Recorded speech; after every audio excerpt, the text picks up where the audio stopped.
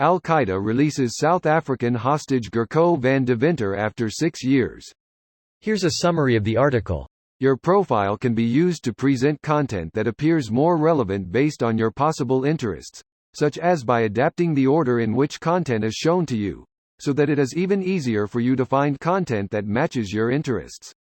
Content presented to you on this service can be based on your content personalization profiles, which can reflect your activity on this or other services, possible interests and personal aspects, such as by adapting the order in which content is shown to you, so that it is even easier for you to find content that matches your interests. Information regarding which content is presented to you and how you interact with it can be used to determine whether the content, e.g., reached its intended audience and matched your interests. Reports can be generated based on the combination of datasets regarding your interactions and those of other users with advertising or content to identify common characteristics. Information about your activity on this service, such as your interaction with ads or content, can be very helpful to improve products and services and to build new products and services based on user interactions, the type of audience, etc. Content presented to you on this service can be based on limited data, such as the website or app you are using, your non-precise location, your device type, or which content you are interacting with. Certain information is used to ensure the technical compatibility of the content or advertising, and to facilitate the transmission of the content or ad to your device. This post received a score of 2,000, with an upvote ratio of 97%. Here are the top comments in response to this article. Wow! Very unlucky and yet lucky guy. Unlucky to be sold to Al-Qaeda by militants and having 6 years of his lifetime stolen from him while being kept in what I assume were very uncomfortable circumstances, but amazingly lucky to be released alive and not found in some propaganda video getting his head cut off. Probably ends up writing a book about his ordeal. What's the longest someone's been held hostage by Al-Qaeda and survived?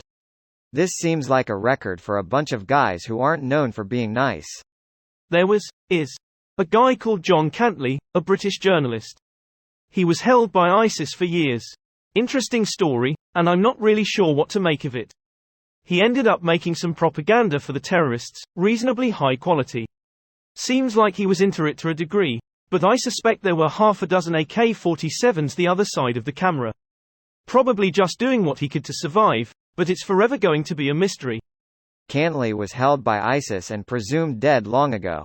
Thanks, corrected it. I checked his Wikipedia page, and apparently the security minister believed he was still alive in 2019, but the family do not, so held a funeral in 2022. I think about the guy every so often, and wonder what really did happen to him. Part of me wants to know why Al-Qaeda was buying South Africans, and part of me thinks it might be better not to. And I wonder what kind of access to information he had during this time. Imagine coming home and finding out about the global pandemic. I bet he doesn't even know who the Tiger King is. I hope he's going to be okay. He's going to be all right. Walks out missing his left hand.